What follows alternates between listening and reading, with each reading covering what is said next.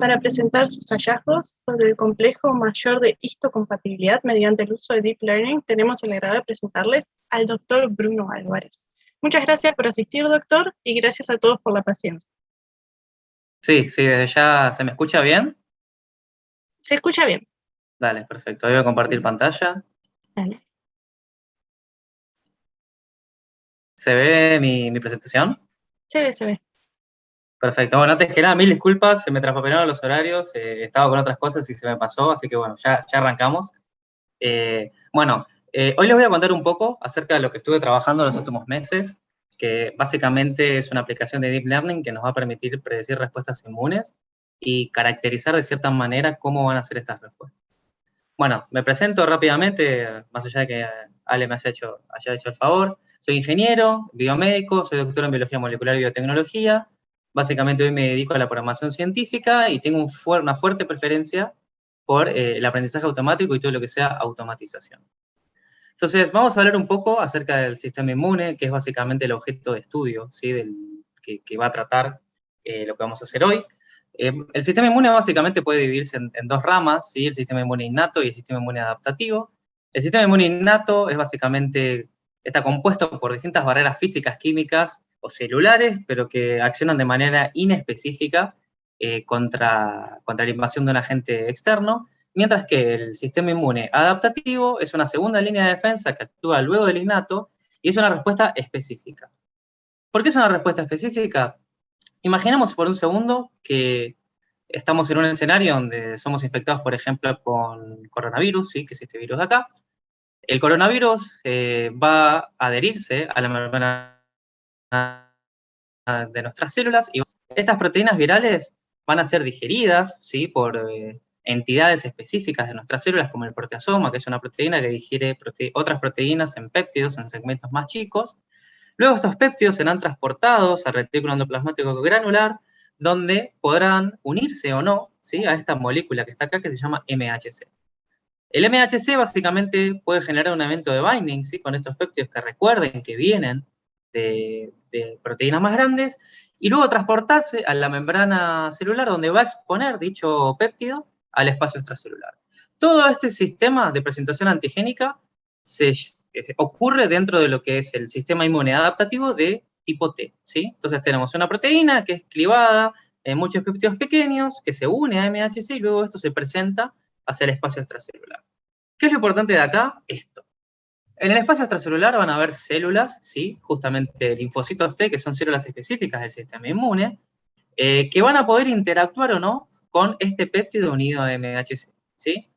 Estas células de tipo T van a tener un TCR o un receptor de linfocitos T y distintos cofactores, pero lo que importa acá es que si este evento de unión se genera, ¿sí? este receptor de linfocito T con este péptido de MHC se unen, y hay una unión y también se satisfacen otras condiciones, vamos a tener una respuesta inmune.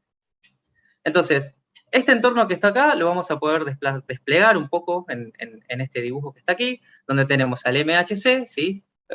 Que básicamente es el complejo mayor de histocompatibilidad, ¿sí? Sus siglas son MHC, un péptido y un TCR, ¿sí? Si el MHC se une al péptido, nosotros vamos a denominar a este tipo de unión ligando, y además, si ese péptido que se une a MHC se une a TCR, vamos a llamarlo epitope. Nosotros vamos a enfocar de esta charla y todo este trabajo en esta interfaz de unión, que es la interfaz de MHC con los péptidos. Entonces, si hay una unión entre péptido y MHC, nosotros vamos a postular que esto es una condición necesaria, pero no suficiente para provocar una respuesta inmune. ¿Por qué es importante el MHC o por qué es que nos interesa a nosotros? Bueno, miremos su forma, su cristal, ¿sí? Su estructura proteica un segundo. El MHC es una proteína básicamente compuesta, en este caso, por una cadena alfa y una cadena beta, que en su parte superior posee algo que se llama surco de unión. Este surco de unión tiene la capacidad de unir péptidos, ¿sí? Que son antigénicos. Por ejemplo, en el caso del ejemplo que vimos recién, son los péptidos de las proteínas del coronavirus. Entonces, este es el surco de unión que posee ciertas características, ¿sí? Muy particulares. Por ejemplo, en este caso, para este MHC que estamos viendo acá, va a acomodar péptidos de largo 8 o 10 aminoácidos con ciertas posiciones específicas que van a servir de anclaje, ¿sí? Entre ese péptido y ese MHC. existe una variabilidad enorme, ¿sí? Del complejo mayor de histocompatibilidad. Para que se den una idea, la población humana, ¿sí? Porque el MHC existe también en en otras especies, pero para la población humana se conocen aproximadamente 6.000 tipos de MHC de clase 1. Cada MHC va a tener una preferencia distinta en su receptor, y esto va a otorgar una variabilidad muy interesante a la hora de combatir potenciales infecciones. Entonces, si nosotros vemos de nuevo acá el surco de unión con el péptido unido, ¿sí? Vamos a poder hacer una pequeña simplificación del problema, ya que estos péptidos son cortos, ¿sí? Y debido a que son cortos, vamos a poder expresarlos de una manera lineal, utilizando la codificación estándar de aminoácidos, donde vamos a utilizar una letra por aminoácido, ¿sí? Entonces, este péptido que está acá, que obviamente esto vive en un espacio tridimensional, ¿no? O sea, la molécula vive en un espacio tridimensional y el péptido también, vamos a poder expresarlo de una manera lineal utilizando simplemente un alfabeto de 20 letras. Entonces, ahora imagínense, ¿sí? Que ustedes tienen la capacidad de, para un determinado tipo de MHC de interés, de minar, ¿sí? De minar un montón de estos péptidos que se unen a MHC. Imagínense que ustedes pueden hacer esto, ¿sí? Que pueden obtener esta lista que está acá en el fondo. Si ustedes son capaces de hacer eso, esta lista, ¿sí? de péptidos que ustedes obtienen va a estar altamente enriquecida en información inmune, muy útil para, por ejemplo, predecir respuestas. Hoy en día existen un montón de técnicas para realizar esto. De las más utilizadas son técnicas basadas en espectrometría de masas, donde se parte de una célula que expresa distintos MHCs, se hace una lisis, una inmunoprecipitación y una posterior digestión, ¿sí? Donde se obtienen estos péptidos unidos a MHC originalmente, y luego mediante técnicas bioinformáticas se puede obtener una lista, ¿sí? Básicamente de strings, donde cada string codifica cada uno de estos péptidos, ¿sí? Por ejemplo, este péptido verde podría ser tranquilamente este ligando de acá. Entonces, si nosotros obtenemos esta lista de strings, ¿sí? De secuencias, vamos a poder realizar un procedimiento para obtener lo que se denomina motivo de secuencia. Los motivos de secuencia son básicamente repeticiones de señales biológicas codificadas en secuencias biológicas, pueden ser secuencias proteicas o secuencias, por ejemplo, de ADN. Y la idea de los motivos de secuencias es que codifican una información muy conservada a lo largo de la evolución. Por ejemplo, este motivo de secuencia es la preferencia de este MHC. HLA significa Human Leukocyte Antigen, que es básicamente MHC humano, ¿sí? Este es simplemente un identificador para un tipo de MHC, y fíjense que en el eje X tenemos un número que va de 0 al 8, ¿sí? Estas son las posiciones de preferencia, y en cada una de las posiciones vamos a tener distintos aminoácidos. Por ejemplo, aquí tenemos 2 aminoácidos, que básicamente esto nos indica que en la posición número 1, ¿sí? Si partimos de 0, este MHC va a tener una fuerte preferencia por estos 2 aminoácidos en esta posición, y estos otros aminoácidos en la última posición. Esto es muy importante, ya que caracteriza, ¿sí? Esto es muy importante, caracteriza al receptor de MHC. Fíjense que tenemos el péptido, ¿sí? Que está unido, y tenemos en azul los residuos correspondientes a esas posiciones muy conservadas, ¿sí? A lo largo de la evolución, que son la posición 1, ¿sí? Representada acá en azul, y esta posición acá también representada en azul. Entonces, al final del día nosotros vamos a ser capaces de agarrar un MHC de interés, minar información relacionada a este mediante técnicas experimentales, ¿sí? Como la espectrometría de masas, y vamos a poder obtener una lista, ¿sí? De péptidos asociados a ese MHC. Por lo tanto, no solamente vamos a tener una lista, sino que vamos a saber además si esos péptidos se unen o no se unen a ese MHC de interés, ¿sí? Entonces, desde un punto de vista de Machine Learning, esto es muy interesante, ya que lo que tenemos aquí son datos anotados, y las secuencias pueden pensarse como feature vectors o vectores de características para entrenar un algoritmo de Machine Learning, y los valores de I, los valores target, ¿sí? O los target values asociados a cada uno de esos features del input. Entonces, lo que se puede hacer es tomar estas secuencias, ¿sí? Representarlas de una manera numérica, que puede ser mediante una codificación de tipo one-hot encoding, ¿sí? O utilizando embeddings, ¿sí? También, por ejemplo, a través de transformers o distintos tipos de embeddings, Con estos embeddings entrenamos una red neuronal, si es que tenemos una red neuronal feedforward, y luego obtenemos los valores de predicción, ¿sí? Fíjense, esta red neuronal, luego de entrenar, nos predijo estas etiquetas, ¿sí? Para cada una de estas secuencias, y nosotros, relacionando o comparando esas predicciones con los valores conocidos, vamos a poder calcular una función de error, vamos a poder calcular después todos los gradientes de nuestra red y actualizar los pesos para seguir en entrenamiento. Entonces, nosotros hoy puntualmente vamos a hablar de redes convolucionales, ¿sí? Unidimensionales. Entonces, nosotros vamos a utilizar como algoritmo de entrenamiento para estas secuencias una red convolucional unidimensional.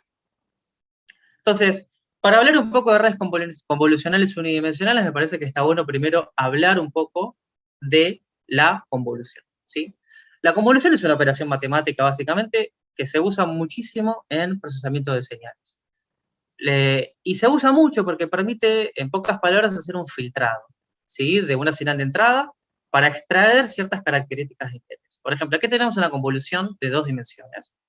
Esta convolución bidimensional puede ser representada por este kernel, ¿sí? Que también es bidimensional, es una matriz, y al aplicar el kernel a esta imagen de entrada, vamos a obtener este mapa de características, que básicamente podemos decir que esto es un filtro pasaltos, ¿no? Porque deja pasar las frecuencias altas, fíjense que los bordes se conservan, y el interior de la imagen queda básicamente negro, ¿sí? Entonces, la convolución nos permite filtrar señales, y como nos permite filtrar señales, nos permite extraer información útil, ¿sí? Que a nosotros nos interesa.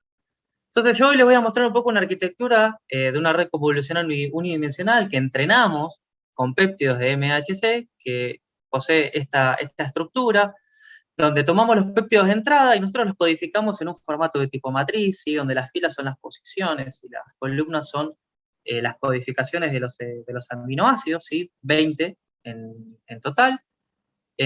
Luego vamos a tener distintas capas convolucionales, ¿sí? Unidimensionales, que van a servir para filtrar distintos segmentos a distinta resolución de nuestras señales de entrada. Todas estas capas convolucionales van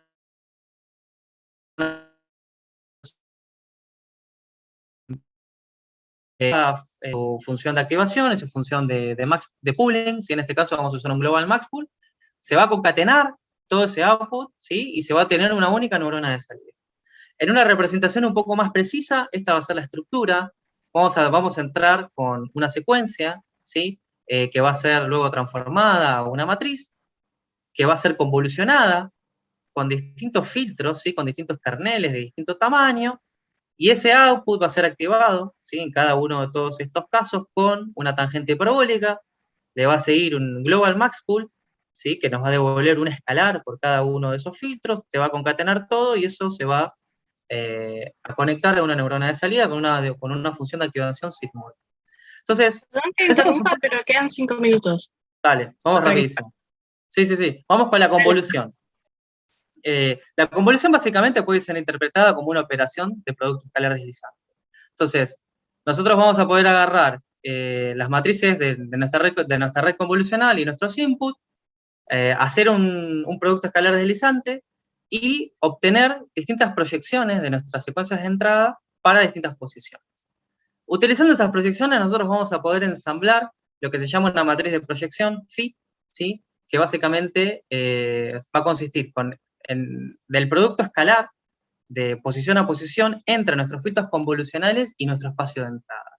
Esa matriz phi se puede construir matemáticamente de esta manera, ¿sí? No viene al caso entrar en detalle, pero al final del día esa matriz de proyección nos va a servir para conocer posición a posición y en distintos niveles de resolución cómo se proyecta el espacio de nuestra entrada en el espacio interno de la red. Entonces, entrenamos un modelo, ¿sí? Siguiendo este MHC particular, que es esta molécula HLA-B0801, que tiene estas preferencias. El modelo fue capaz de aprender las preferencias asociadas. Fíjense que nuestros valores de AUC para las curvas Precision Recall y para la curva ROC son buenos, tenemos 0.97 y 0.88. Y luego lo que nos propusimos hacer es justamente hacer la reconstrucción, ¿sí? De esas proyecciones. Entonces, partimos de la base de hacer la sumatoria de todas las precisiones de nuestros filtros y vimos que no nos daba. Luego, agarramos y dijimos, bueno, ¿por qué no usamos los pesos de las neuronas de salida para pesar esta proyección? Y logramos observar que al utilizar los pesos de la neurona de salida, básicamente podemos construir la proyección original de nuestros datos de entrada. Entonces, esto fue muy interesante de observar porque pudimos ver que la red neuronal utiliza las neuronas de salida para poder generar un orden interno a la hora de orientar las preferencias aprendidas. Entonces, lo importante de acá es este resultado final, ¿sí? Donde para cada kernel o para cada largo de filtro, vamos a poder obtener distintas proyecciones, y fíjense que poseen largo distinto, ¿sí? O sea, correspondiente al kernel, acá tenemos una proyección de largo 9, donde si ustedes comparan esta imagen que está acá arriba, que es los datos de entrada, con la proyección interna de la red, son bastante fehacientes, y además vas a poder tener proyecciones de menor resolución, ¿sí? Espacial, pero que nos van a dar definición en posiciones más pequeñas, ¿sí? Que se corresponden justamente con los kerneles de largo más chiquito, ¿sí? Como kerneles de largo 7, de largo 5, de largo 3. Fíjense, por ejemplo, que este kernel de largo 3 fue capaz de capturar, ¿sí? La posición 1 y la posición 2 de nuestros datos de entrada. Así como esto sirve, por ejemplo, para extraer motivos de secuencia, para aprender motivos de secuencia en datos biológicos, esta misma estrategia puede ser utilizada para texto en general, ¿sí? Entonces, estos resultados después se compaginan en un panel de proyección y básicamente nos permite conocer internamente, ¿sí? En el espacio interno de nuestra red, cómo la misma fue capaz de aprender los motivos de secuencia de un MHC de interés, y por lo tanto, como es capaz de aprender los motivos de secuencia, las preferencias de este receptor, la red va a tener la capacidad de inferir potenciales respuestas en book, ¿sí? O sea, el mensaje que me gustaría dejar de esta charla es este. Gracias a que la red convolucional logra aprender estas posiciones internas, ¿sí? Es capaz de inferir potenciales respuestas. Así que bueno, eso es todo por hoy. Gracias por su tiempo. De nuevo, disculpas por la demora. Así que bueno, les dejo acá datos de contacto por si tienen alguna pregunta o me quieren contactar para más adelante o lo que ustedes. Bueno, eso sería todo. Muchísimas gracias por la charla. A ver, estamos viendo. Tere en el chat dice, muy buena charla, gracias, Freddy Alexander. ¿Alguien tiene alguna pregunta todavía antes de pasar al próximo orador?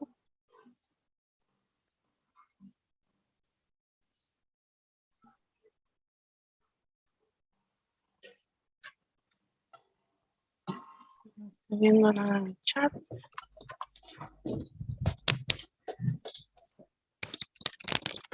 Bueno, Bruno, en honor al tiempo, si no extendemos las preguntas de los participantes después a tu contacto, pueden seguir comunicándose a través del mail que dejaste ahí disponible. Y de vuelta, agradecerte tu participación de parte de todos. Dale, che, bueno, que tengan buenas tardes y de nuevo gracias por la invitación, disculpas por la demora. No, no te das problema. Dale.